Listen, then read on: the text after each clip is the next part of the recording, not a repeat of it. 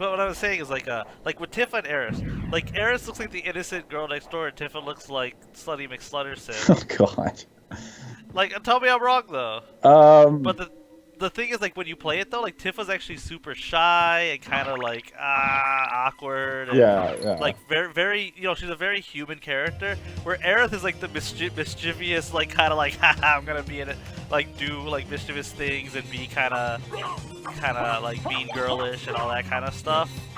I think if you use the library card here and teleport, but that's when things are the spells becomes more for sale. Oh, we're gonna have some lines of dialogue here. Who are you? Open hell's gate. Come forth, my servants. The scent of your blood. You're a Belmont. Crush this flea who invades my castle. Where does he disappear to? I don't know. And when did he get those powers? I know, right? Oh yeah, so you can see the lightning. Yeah. Oh, I actually really like the fight in the reverse Coliseum. If you remember. Yes, yes, I do. It's the clones of the three from Castlevania. Yeah, both these guys are bosses in Rondo of Blood, but on their own. And you eventually run into them individually. And here we have issues with translation. I'm certain that was a Belmont.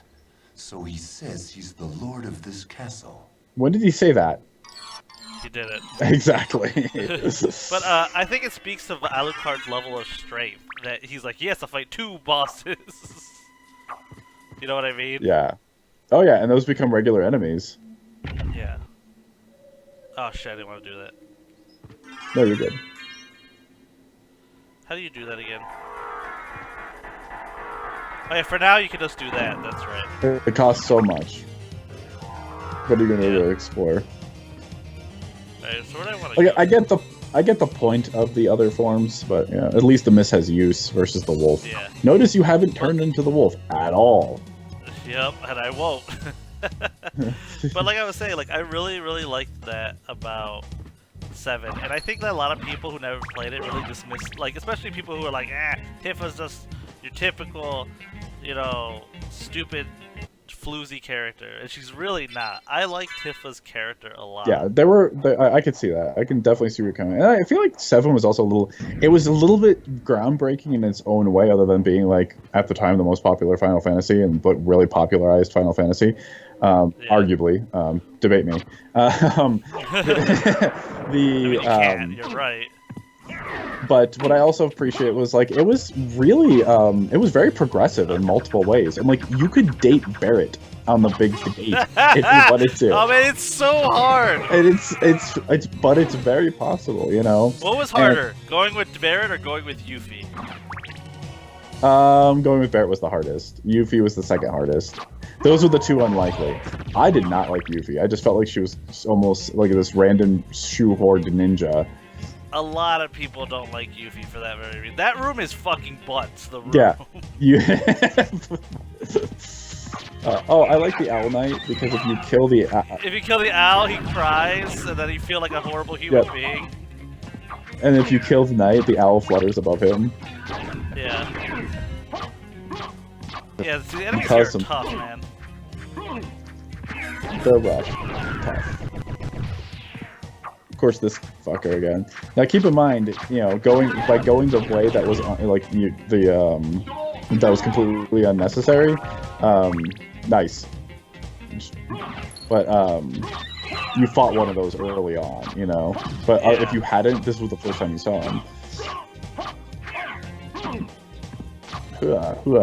Now, I have the unpopular opinion of not being a big fan of Final Fantasy IX.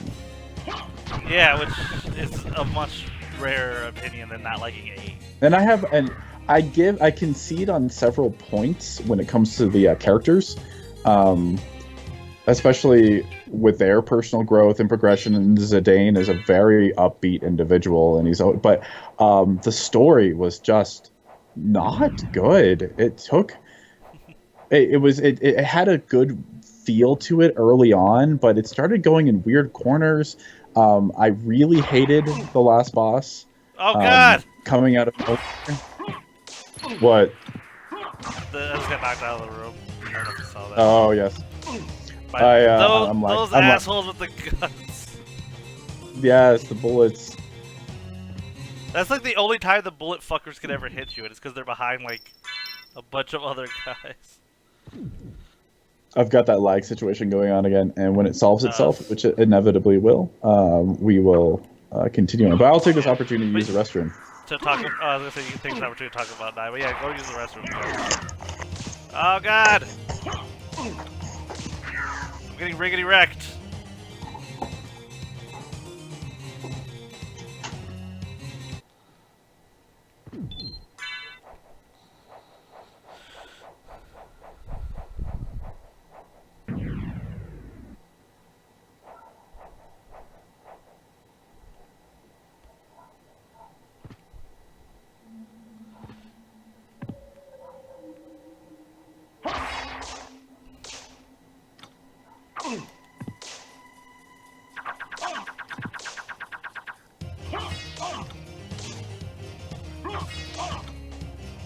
God damn it!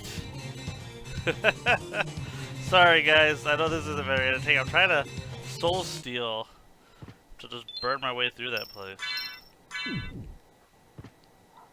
But I have a lot of issues getting soul steal off perfectly on this controller. Alright,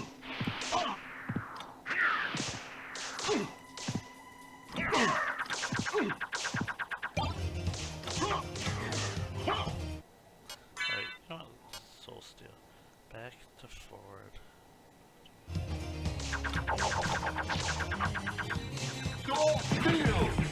There we go. Everything's coming up Millhouse.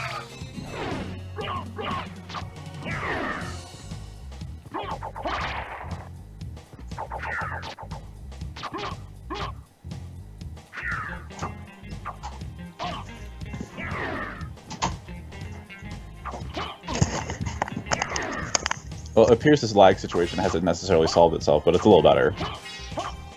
Cool. I wonder You what look like causes this. The spikes, I don't know. It could be usage here, but I think it's on my end. Oh, no, it's getting better. But anyways, as I was saying in 9, you know, I had issues with the last boss, just appearing out of nowhere. Neck rot. Character motivations started getting questionable. It just got a little out there, and my most unpopular opinion was I was not a fan of the art style and the direction that they took it. It just, something about it didn't resonate with me. I can appreciate it, but still, at the same time, it just didn't, it wasn't what I wanted. Nice dodge there, by the way. Thanks. So, that being said, it has been quite some time since I played it, and since they started releasing Final Fantasies on Steam, I have a feeling that if I played it again, my opinion would differ. And I might, I don't know if I'll still love the art style and the direction they took that, but at the very least, I imagine my overall enjoyment would be considerably higher. Yeah, 9 is actually the only pre-10 one that Katie has played, and that's because I told her to play it. Yeah. And, Yeah, no, you love 9. she really liked it. And I'm very, I mean, she really liked it because she liked the characters a lot. And, you know, I'm very much of the idea that good characters can pull an average story where a great story cannot make you give a fuck about the characters. Yeah, there's certain, like, I say that a good story can carry crappy gameplay. Amazing gameplay can carry a crappy story, but yeah. But when it comes to the characters themselves, it's very a good story doesn't always fix the character. Because if you hate them, it's like, good God. It's like, I don't care. You need to go to the right, and that room really messed you up. This is such a weird enemy, the hunting girl. Like, I feel like a hunting girl would have like an invisible bow, you know, not these I know, right? making weird pentagram lines, but I don't know. Actually, real weird. This fucking giant bone skeleton. Yes, the giant skeleton randomly. With his weird name too. Oh yeah, there's the bulls from Rondo of Blood. Yep.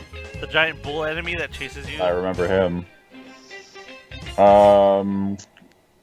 Oh yeah. So anyways, so I could see why she would really enjoy 9, and I have a feeling that if I got it and started playing through it again on Steam, I could see myself enjoying it. But since we're discussing, oh, I'll just say real quick before you jump to another thing for her, especially like she likes games with good female characters.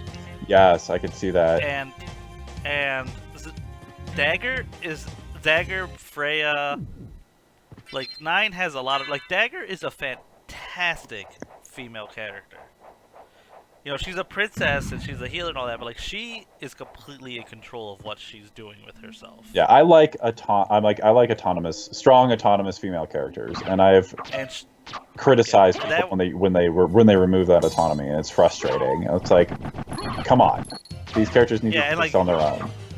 Yeah, and then she actually showed me an article that I thought was interesting where some girl talked about she hated 9 when she was younger. She's like, the main character's a prince, the main girl's a princess. That's stupid. Blah, blah, blah. I need strong, who don't need no man. But she said as she got older, she realized being a princess did not stop her from being a strong character. I can see that. I can because you focus in on one aspect, and that's the cool part about Dagger is that she does have multiple aspects. So when I was younger, I specifically could not wear the blood cloak because I did not like the way it looked. You don't like the red? It was too bright. I can completely see what you're saying. All right, there's one area I haven't been in here yet, and I'm all the way back in Fucksville. What's this guy's name? Paranthropus. Paranthropus. But you were gonna say, speaking of... Oh, I was gonna say, speaking of Final Fantasies, since we're going through them from 7, 8, and 9, I mean, we could discuss 10, but I feel like the 7 and 8 and 9 conversation is at least somewhat relevant to the Castlevania playthrough because, Yeah, because it's that era of that time. Because I mean, we could just literally spend the next hour talking about Tactics and why Tactics is a fucking amazing game. It is an amazing game. Final Fantasy Tactics, I will, hands down, one of the best stories, even in its original incarnation. It's poorly translated. Original U.S. incarnation. I'm sure the Japanese translation was much better, but oh god, it was so. Digging deep and finding the really awkward translation mistakes was always fun too. Yes. Like when you go to the bars and you do the job. Oh yeah, this is how I got through this room a lot. Yes. Do it. Oh. Have you noticed if you hit them themselves, not so bad. When you hit their scimitar or their glaives, yeah. Oh my god, I'm stuck in this fucking.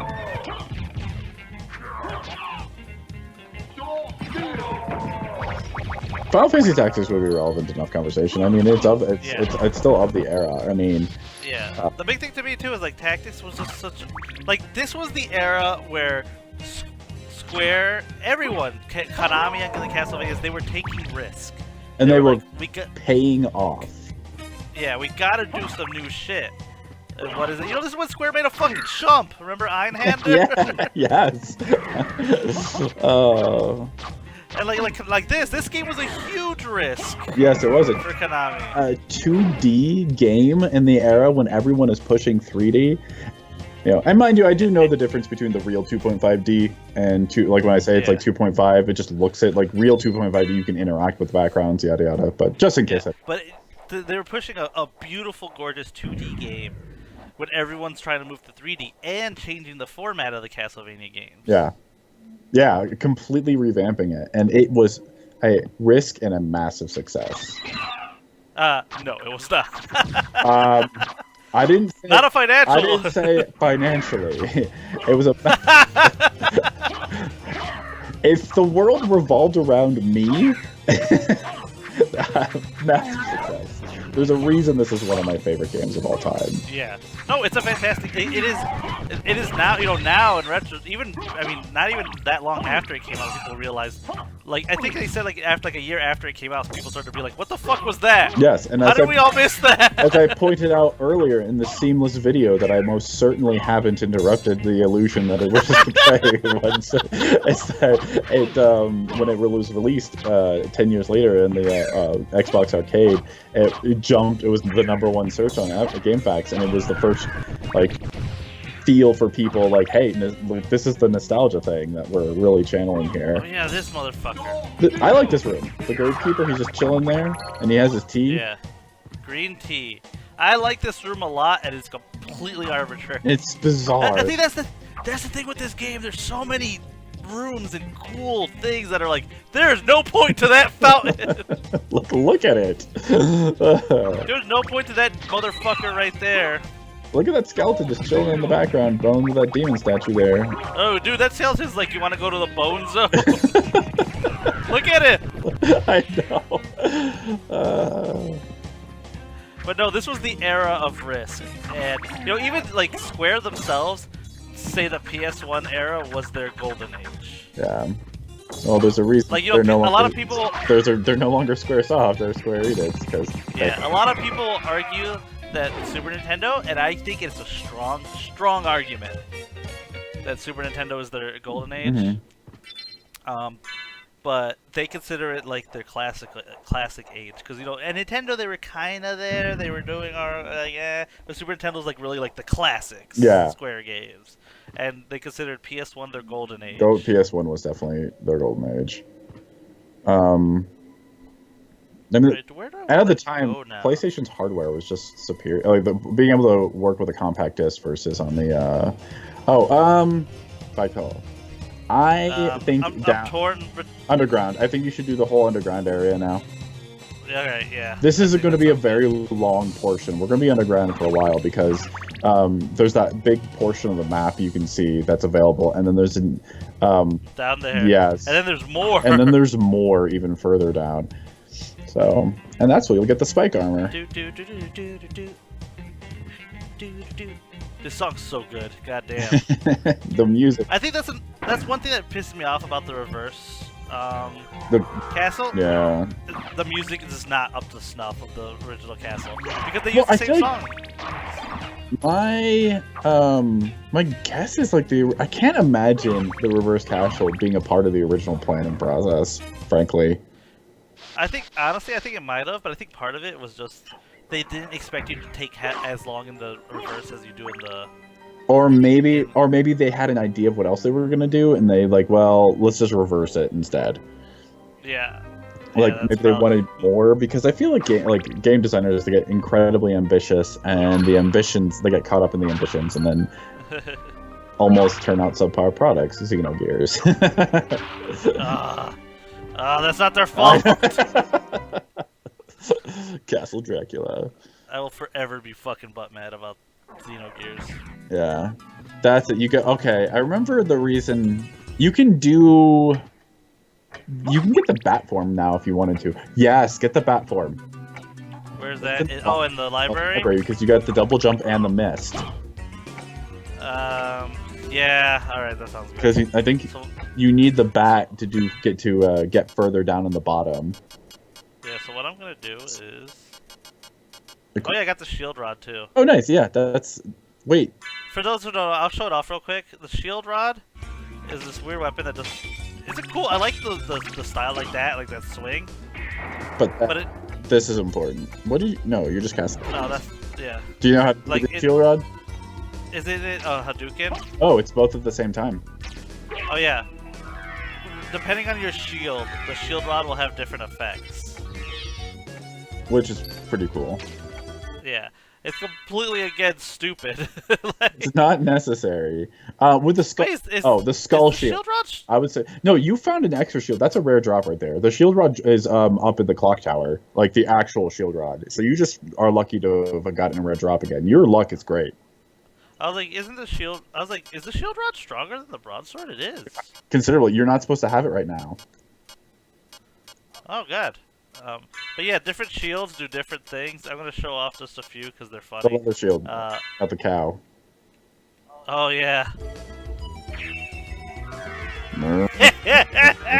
Like, why? Like, I mean, I know it's made out of leather. Defense up. I get it. It's made out of leather. Like, somebody had to draw that. Someone had to draw that cow. They had a meeting about that cow. Several suggestions were made what they should do with the leather shield. This is funny. Huh? That's the question mark that you were talking about. Yes. Alright, so well, I was actually in here for a reason, and that reason Library was card.